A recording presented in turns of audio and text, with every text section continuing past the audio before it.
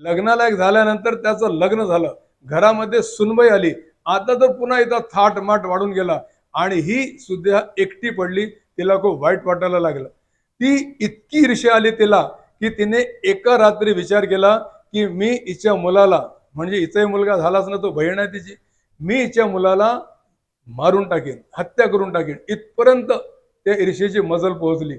आणि तिने शेवटी एकदा हा मुलगा रात्री झोपलेला होता, सुनबाई लगबगीने उठली, आपल्या घराच्या कामामध्ये लागली.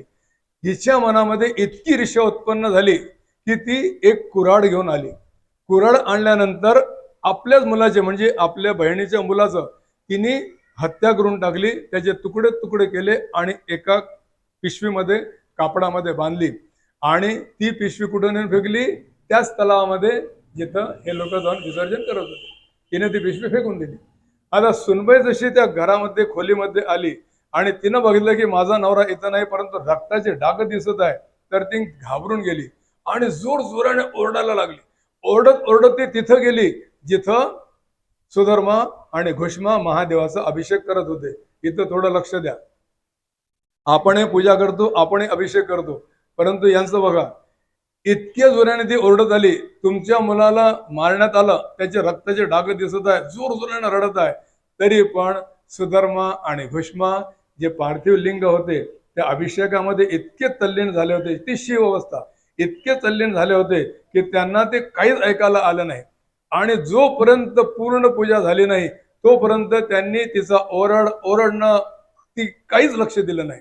आणि पूर्ण भोले बाबाची शिवलिंगाचा अभिषेक केला आणि ते जे ताट होतं ज्यामध्ये 1008 पार्थिव ज्योतिर्लिंग होते, तो अभिषेक झाल्यानंतर तोच तलाव जिथं हिनं त्याचे तुकडे तुकडे त्या तलावामध्ये टाकले होते, तिथं हे नेहमीप्रमाणे गेले आणि तिथं त्या भोले बाबाच्या शिवलिंगाचं विसर्जन करून टाकलं.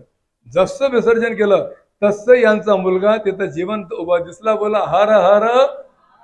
तो मुलगा उभा दिसला. ही घुष्मा इतकी आनंदी झाली आणि सुद्याला खूप पश्चाताप झाला की मी काय केलं, त्या महादेवाच्या कृपेला मी चॅलेंज केलं आणि या माझ्या मुलाला मी मारून टाकलं.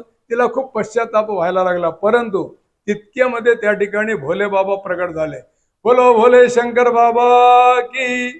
त्यांच्या हातामध्ये खूप मोठा त्रिशूल होता आणि रागाच्या भरात म्हणायला लागले घुष्माला, घुष्मा, हिने तुझ्या मुलाला मारलं होतं, मी त्याला जिवंत पाठवलं, तू माझी खूप भक्ती केली म्हणून, परंतु हिने तुझ्या मुलाला मारलं होतं. मी आत्ताच्या आत्ता या त्रिशूलने हिचा वध करून टाकतो, हिचा गळा कापून टाकतो. परंतु घुष्माने हात जोडून भोले शंकर बाबाला म्हटलं की महादेवा, अरे तुम्ही भोळे आहात, खूप भोळे आहात. तुम्ही इतकुशा भक्तीनं प्रसन्न होता, एक बेलाचं पान जरी तुम्हाला ओम नमः शिवाय म्हणून तुमच्या शिवलिंगावर टाकलं तरी तुम्ही प्रसन्न होता.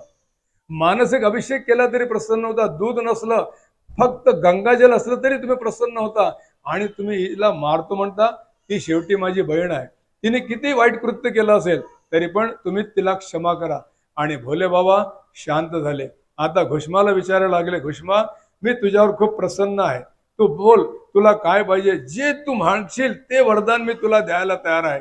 इतकं मोठं संकट तुझ्यावर आलं तरी पण तुम्ही त्याच्याकडे लक्ष न देता माझ्या शिवलिंगाचा अभिषेक केला आणि त्याचं नित्य नियमाप्रमाणे तू विसर्जन केलं.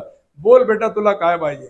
घुष्माने काहीच मागितलं नाही, एकच विनंती केली, देवा, आता तुम्ही आले तर इथंच राहून जा. आणि तिथंच शिवलिंगाच्या रूपामध्ये महादेव बाबा स्थापित झाले. आता ते शिवलिंग कुठे आहे ते जाऊ द्या, आता त्या ह्याच्यात आपल्याला पडायचं नाही. परंतु त्याला नाव कसं पडलं? घुष्मा. हिच्या विनंतीवरून देव त्या ठिकाणी आले होते आणि त्या ठिकाणी प्रगट झाले. म्हणून थोडं लक्ष द्या. घुष्मेश्वर म्हणजे घुष्माचे ईश्वर कोण? आपले महादेव. म्हणून त्याला नाव पडलं घुष्मेश्वर. आणि 12वं ज्योतिर्लिंग आहे. कुटी रुद्र संहितामध्ये याचा उल्लेख आलेला आहे. मी प्रयत्न केला की 8 ते 9 मिनिटांमध्ये पूर्ण प्रवचन व्हायला पाहिजे. इथं माझ्या घडी चालत राहते, तिथं मोबाईलवर जरी घडी चालत असेल तर प्रवचन संपलं. बोलो भोले शंकर बाबा की. पार्वती, दोन्ही हात वर करा. पार्वती पते हर बोला. हर हर हर हर. आता वर हात आहे तर तसेच ठेवा, एक मूठ बांधा, अशी मूठ बांधा आणि ताकदीने म्हणा, कारण हे म्हणणं आपलं कर्तव्य आहे. जय श्रीराम. जय जय श्रीराम.